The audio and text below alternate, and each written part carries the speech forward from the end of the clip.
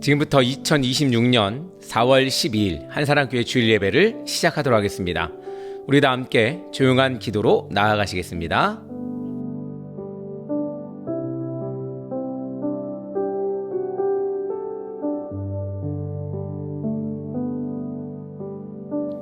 지금 이 시간은 우리 사도신경으로 우리의 신앙을 고백하는 시간입니다. 우리 다 함께 사도신경으로 우리의 신앙을 고백하며 나아가겠습니다.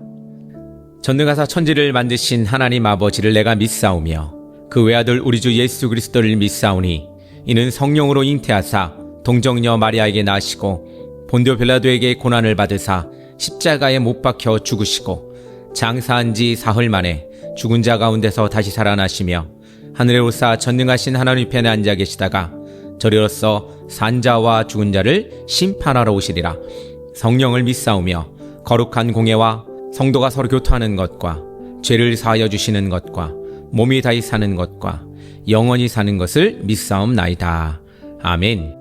지금 이 시간은 우리 세상의 언어로 하나님의 음성을 듣는 시간입니다. 우리 다 함께 귀 기울여 하나님의 음성을 들어보시기 바랍니다.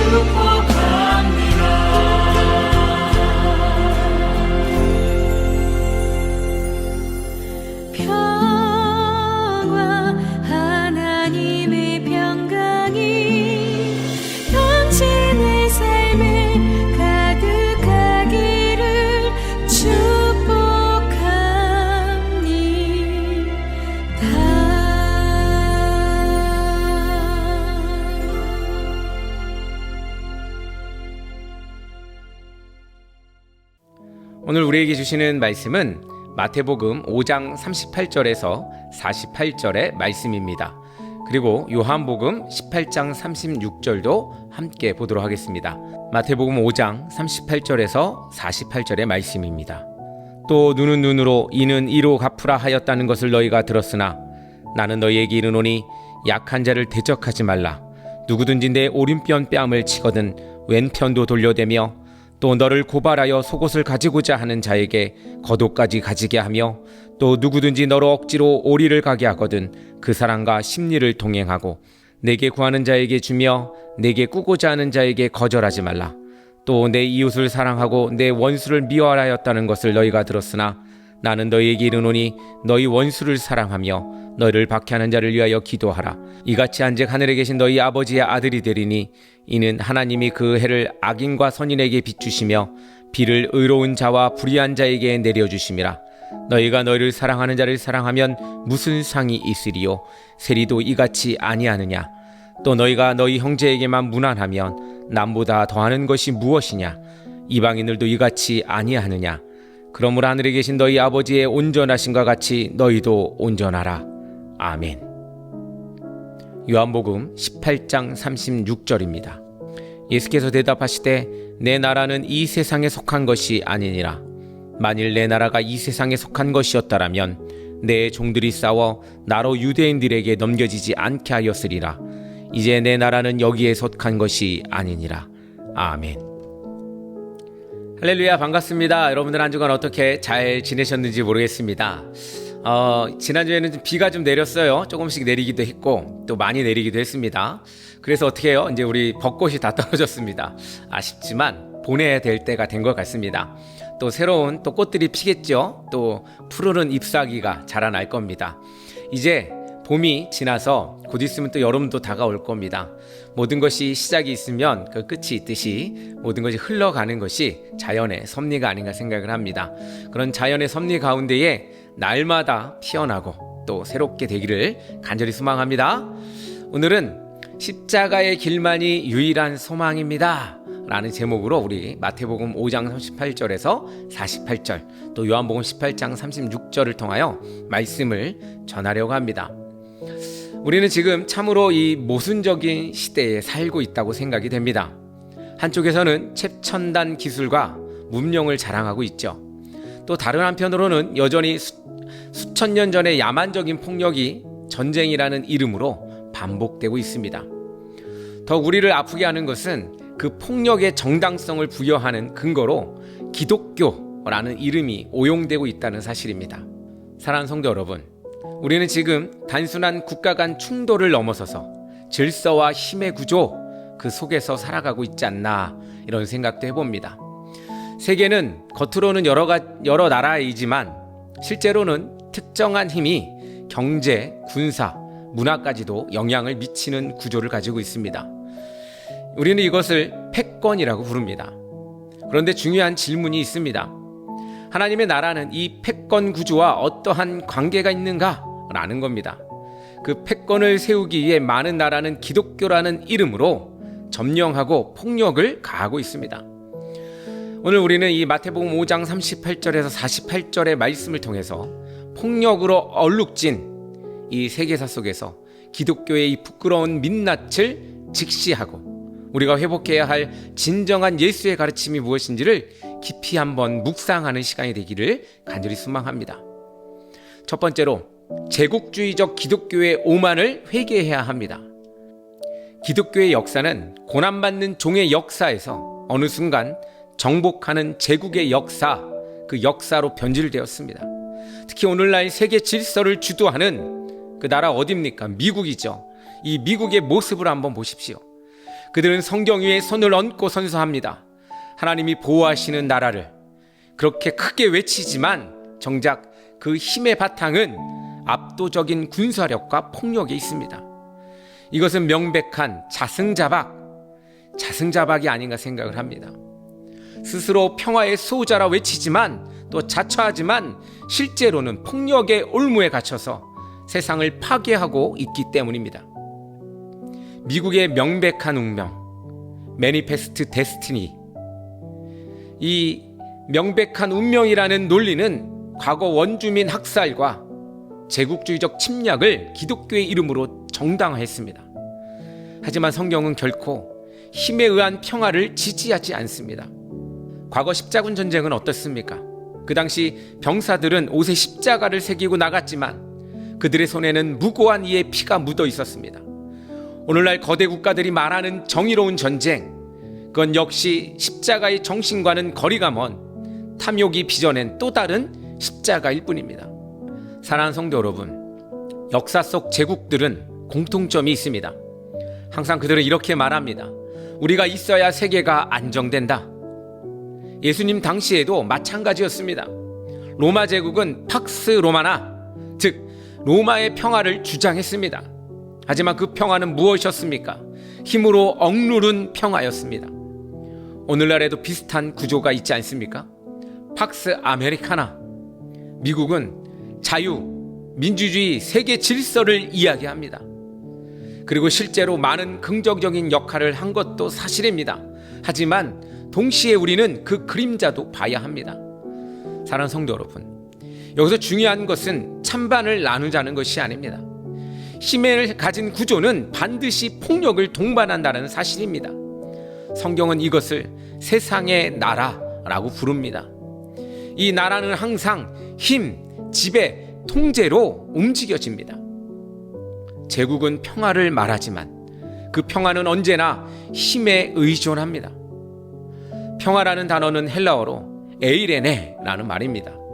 이 단어의 의미는 단순히 전쟁 없는 상태를 말하는 것이 아닙니다. 깨어진 관계가 회복된 상태, 그것을 이르는 말이죠. 그런데 전쟁과 폭력이 관계를 회복하고 있습니까? 지금 어떻습니까? 우크라이나와 러시아가 전쟁하고 있습니다. 관계는 회복되지 않고 더욱더 수렁으로 빠져가고 있습니다. 이란과 미국, 이스라엘은 함께 전쟁을 하고 있습니다. 그 가운데에 무엇이 해결되고 무엇이 좋아졌습니까? 우리는 기억해야 합니다. 폭력은 언제나 정당화되지만 결코 하나님 나라의 방식은 아닙니다. 사랑하는 성도 여러분, 우리는 국가의 이익이나 힘의 논리를 신앙과 혼돈해서는 안 됩니다. 나의 나라, 나의 민족이 우선이라는 이기적인 제국주의적 사고를 회개해야 합니다. 평화의 왕이신 하나님의 시민임을 기억하며 세상의 힘을 숭배하던 마음을 내려놓으시기를 결단하시기 바랍니다. 우리나라 요즘 무기도 잘 만들고 여러 가지로 국뽕에 넘칩니다. 어떤 기업은 세계에서 1위 한다, 이런 얘기도 있습니다. 그러나 모든 것을 가졌고 힘이 넘치고 또 폭력을 가할 수 있는 거대한 힘이 우리에게 평화를 주는 것은 아닙니다. 진정한 평화는 서로의 관계가 회복되는 것입니다. 세상의 힘, 그것을 우리가 숭배하지 않았으면 좋겠습니다. 그것에 만족하지 않았으면 좋겠습니다. 세상의 힘은 언젠가는 그것으로부터 무너지게 돼 있습니다. 두 번째로, 예수님의 복음은 폭력의 연쇄를 끊는 자기 비움입니다. 사랑하는 성도 여러분, 예수님은 이 제국의 한복판에 오셨습니다. 그리고 놀라운 선택을 하셨습니다. 그 제국주의 시스템을 이용하지 않으셨습니다. 빌라도 앞에서, 로마 총독 앞에 선 예수님은 이렇게 말씀하십니다. 내 나라는 이 세상에 속한 것이 아니다. 이 말은 도피가 아닙니다. 완전히 다른 질서를 선언하는 것입니다. 세상이라는 단어, 코스모스, 단순한 세계가 아니라 질서와 시스템을 의미합니다. 즉 예수님은 말씀하십니다. 내 나라는 이 폭력의 시스템 속에 속하지 않는다. 예수님은 군대를 모으지 않으셨고 혁명을 일으키지도 않으셨습니다. 대신 예수님께서는 선택하신 것이 있습니다. 그것은 바로 십자가입니다. 이 십자가는 무엇입니까? 어떻게 보면 패배한 것처럼 보입니다. 사실은 폭력의 순환을 끊는 사건임을 우리는 알아야 합니다. 예수님의 말씀을 한번 다시 보기를 바랍니다. 예수님 뭐라 그러십니까? 원수를 사랑하라. 사랑하는 성도 여러분, 이 말씀은 단순히 착하게 살라는 말이 아닙니다. 이건 당시 세계 질서를 뒤집는, 완전 180도 뒤집는 선언임을 보아야 합니다. 사랑이라는 단어, 이 무엇입니까? 여기서 사랑은 헬라어로 아가페라고 말합니다. 이 사랑은 그냥 감정에 치우친 것이 아닙니다. 바로 상대의 유익을 위해 나를 내어주는 선택, 그것이 바로 사랑입니다. 아가페. 남아프리카 공화국에 진실과 화해위원회라는 것이 있었습니다. 그 가운데 한 피해자가 가해자를 마주했습니다. 그는 이렇게 말했습니다. 나는 당신을 용서합니다. 왜냐하면 내가 당신을 미워하면 나는 여전히 당신의 폭력 속에 살기 때문입니다. 여러분, 이것이 바로 예수의 길입니다. 예수님은 어디까지 가셨습니까? 십자가에서 자신을 죽이는 자들을 향해서 뭐라고 얘기하십니까? 아버지여 저들을 용서하여 주시옵소서. 이것이 단순한 용서가 아닙니다. 폭력의 순환을 끊어내는 선언입니다. 예수의 길은 제국을 이기는 것이 아니라 제국의 논리를 무너뜨리는 길입니다. 예수님은 오늘 본문에서 약한 자를 대적하지 말라라고 말씀하고 계십니다.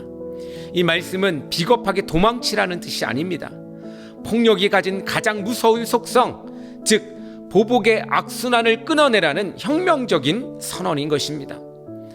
누군가 뺨을 칠 때 같이 치는 것은 세상의 방식이지만 그 폭력을 자신의 몸으로 받아내고 멈추는 것이 바로 예수님의 방식입니다. 예수님은 십자가 위에서 역지사지, 이 역지사지의 극치를 보여주셨습니다. 자신을 못 박는 자들의 입장에 서서 저들의 죄를 사하여 달라고 그렇게 기도하고 계셨습니다. 이것이 바로 폭력을 이기는 유일한 길입니다. 빌립보서 2장에 이런 말이 있습니다. 케노시스. 이 케노시스는 자기를 비우다 라는 뜻입니다. 예수님은 하나님과 동등됨을 취하지 아니하시고 자신을 비워 종의 형체를 입으셨습니다. 폭력은 자기를 채우려는 욕망에서 나오지만 평화는 자기를 비우는 케노시스에서 시작됩니다. 많은 사람들이 어디에서 허탈감과 좌절감을 느낍니까? 비어진 모습을 보고 그런 생각들을 많이 하지요. 내 것이 빼앗기거나 내 것이 부족하거나 내 것이 낭비되거나 내 것이 사라질 때 우리는 좌절감을 갖게 됩니다. 그러나 예수 그리스도를 믿는 우리는 비어짐을 통하여 참된 평화와 만족을 누려야 합니다. 이것이 바로 케노시스라는 것입니다. 마틴 루터 킹 목사는 흑인 인권 운동 당시에 수많은 폭력 앞에 노출되었습니다.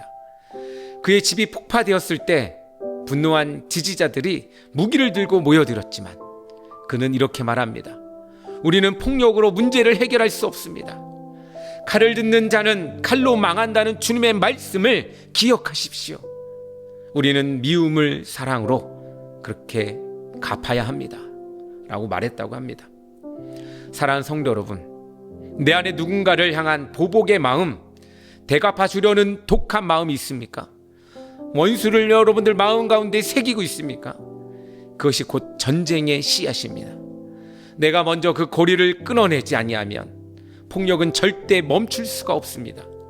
오늘 이 시간 내 마음에 칼을 내려놓으시고 예수님의 비움을 닮아가기로 결단하는 여러분 되기를 간절히 소망합니다. 세 번째로, 평화를 위한 실제적인 자비와 연대를 실천해야 합니다.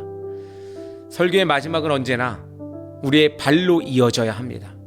그냥 듣고 거기서 끝나는 것이 아니라 우리의 발로, 우리의 손으로, 우리의 마음으로 이어져야 합니다. 비폭력은 단순히 가만히 있는 것이 아닙니다. 그것은 가장 적극적인 평화의 행동입니다. 지금 이 순간에도 전쟁으로 고통받는 이들을 위해 우리가 할 수 있는 일이 무엇일까요? 그것은 결자 해지, 이 결자 해지의 마음으로 접근하는 것입니다. 인류가 저지른 전쟁의 아픔은 인류가 함께 책임져야 합니다. 여러분들이라고 책임이 없는 것은 아닙니다. 전쟁에 지금 속하고 있지 않더라도 여러분들에게 책임이 없는 것은 아닙니다. 그렇습니다. 사랑하는 성도 여러분, 그리스도인은 전쟁의 구경꾼이 아니라 평화를 만드는 사람이 되어야 합니다. 사랑하는 성도 여러분, 이제 가장 중요한 질문입니다. 교회는 그럼 어디에 서 있는가? 라는 것입니다. 역사를 보면 교회는 때로 제국과 손을 잡았습니다. 십자군 전쟁이 그랬고, 식민지 선교가 그랬고, 국가 권력과의 결탁이 그랬습니다. 그리고 오늘날에도 어떤 교회는 강한 국가, 강한 지도자, 강한 힘을 하나님의 뜻처럼 말하고 있습니다. 사랑하는 성도 여러분, 이것은 매우 위험합니다. 왜냐하면 복음이 제국의 도구로 변질되었기 때문에 그렇습니다. 그렇다면 우리는 어떻게 살아야 합니까? 첫째로, 폭력을 미화하는 언어를 거부해야 합니다. 우리는 너무 쉽게 전쟁을 정의로운 싸움이라고 말합니다. 하지만 예수님은 말씀하십니다. 칼을 쓰는 자는 칼로 망한다. 로마가 그랬고 많은 이 제국들이 그렇게 칼로 사용하여 칼로 망한 그런 역사를 우리는 보게 됩니다. 둘째로, 작은 관계 속에서 비폭력을 실천해야 합니다.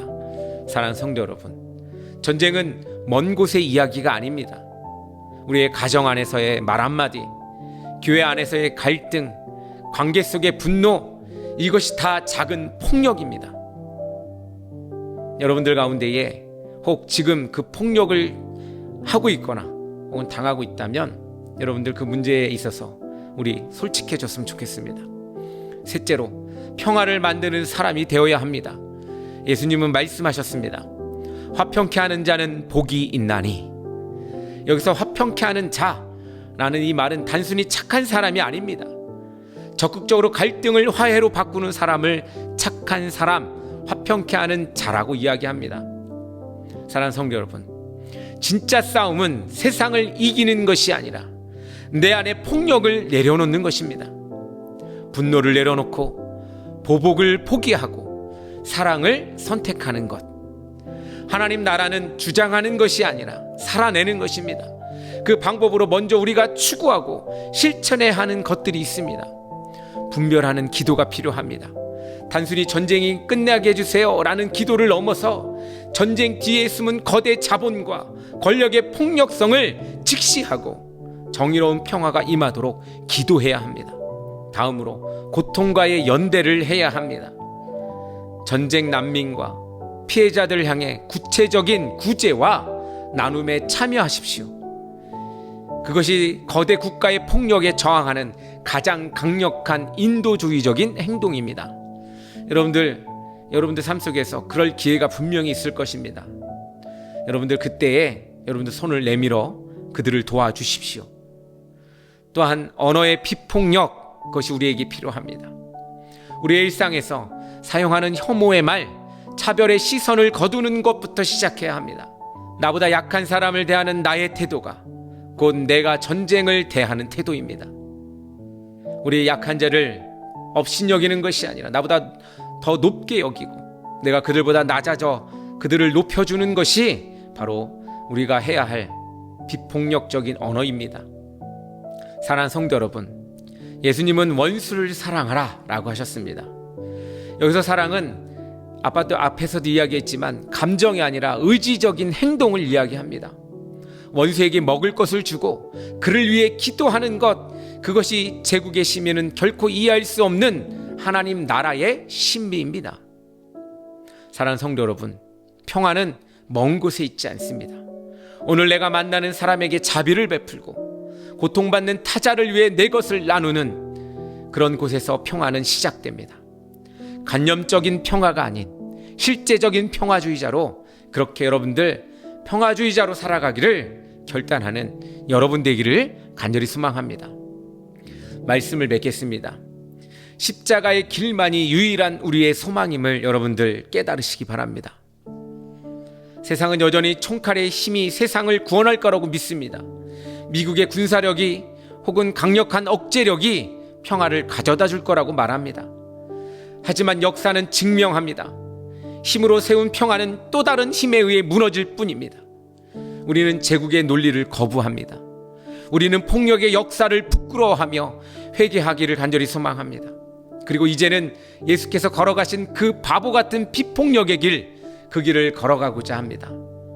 자승자박의 폭력을 벗어나 역지사지의 사랑으로 결자 해지의 책임을 다하는 우리 모두가 되기를 간절히 소망합니다.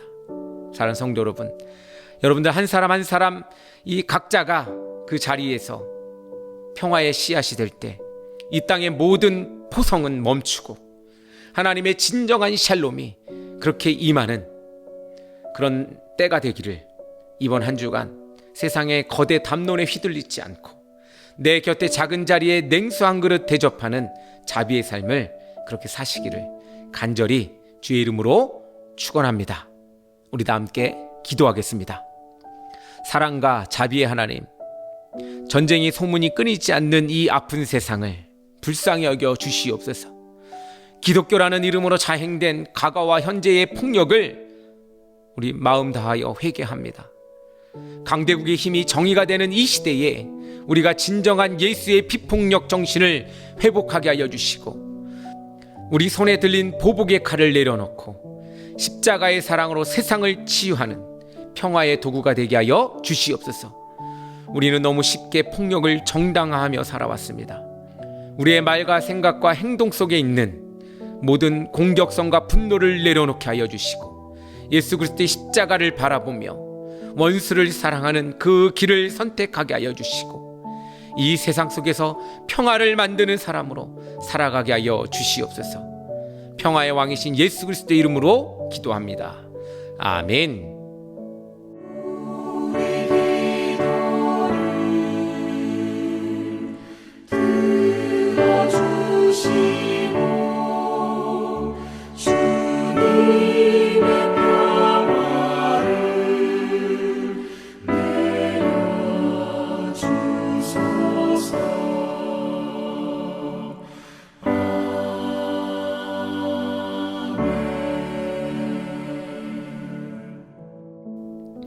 할렐루야, 반갑습니다. 지금은 한사랑교회 광고 시간입니다. 저희 한사랑교회는 계속해서 찾아가는 교회, 지붕 없는 교회 온라인 예배로 여러분들 만나고 있습니다. 여러분들 우리 영상 보시면서 항상 좋아요, 구독, 또 댓글도 한번 달아보시고 해보셨으면 좋겠습니다. 한사랑교회는 우리 지난주에 우리 강화도 역사기행을 다녀왔습니다. 그 가운데에서 우리 임진각도 좀 갔다 오고, 또 강화도 이 북한 땅도 좀 가서 보기도 하고, 또 우리 강화도 역사 문화 또 탐방을 했습니다. 그곳 가운데 우리가 많은 것을 느끼고 많이 배웠던 것 같습니다. 그 배운 마음, 또 깨달은 마음으로 또 살아가기를 간절히 소망합니다.